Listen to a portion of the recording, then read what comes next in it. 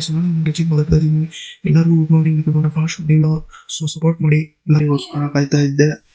ನೀವು fast trip ಬಂತು, accept ಮಾಡಿದೆ. ಇಲ್ಲಿಂದ ಸ್ಯಾಟಿಲೈಟ್ಗೆ ಅವ್ರನ್ನ ಬಿಟ್ಟು ಮತ್ತೆ ಸೆಕೆಂಡ್ ಟ್ರಿಪ್ ಅಕ್ಸೆಪ್ಟ್ ಮಾಡಿದೆ. ಆಮೇಲೆ ಅವ್ರನ್ನ ಬಿಟ್ಟಾದ್ಮೇಲೆ ಗ್ಯಾಸ್ ಹಾಕ್ಸೋಕೆ ಬಂದೆ.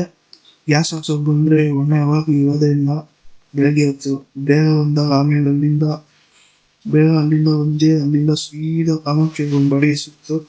ಆ ಟ್ರಿಪ್ ಅಕ್ಸೆಪ್ಟ್ ಮಾಡಿ ಅವ್ರನ್ನ ಬಿಟ್ಟು ಮತ್ತೆ ಸೀದಾ ಇಬ್ರು ದೇವೇಗೌಡ ಪೆಟ್ರೋಲ್ ಬಂಕಿಂದ 15 ವಯಸ್ಸಾಗಿರೋರು ಅವ್ರನ್ನ ಪದ್ಮನಾಭನಗರ ಬಿಟ್ಟು ಅಲ್ಲಿಂದ ಇಬ್ರು 4 ಲಕ್ಷದ ಬಾಡಿಗೆ ಹತ್ತಿದ್ರು.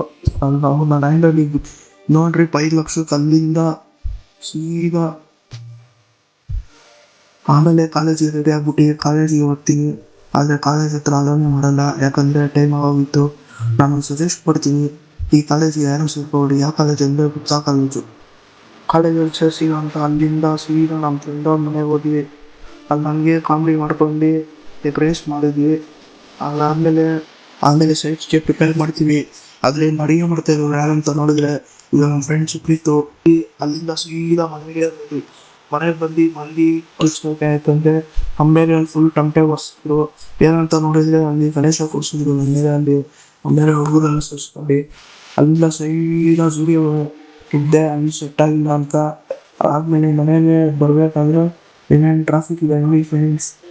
ಆದರೆ ಟ್ರಾಫಿಕಲ್ಲಿ ಆ ಟ್ರಾಫಿಕ್ನೆಲ್ಲ ದಾಟ್ಕೊಂಡು ಸೀದಾ ನಮ್ಮ ಮನೆಗೆ ರೀಲ್ಸ್ ಶೂಟ್ ಆದಮೇಲೆ ಮನೆಗೆ ಬಂದು ನೋಡಿ, ಈಗ ನನ್ನ ಇನ್ಸ್ಪಿರೇಷನ್ ಸಾಂಗ್ಸ್ ಇಷ್ಟ ನಿಮ್ಗೆಲ್ರಿಗೂ ಗೊತ್ತಿರುತ್ತೆ.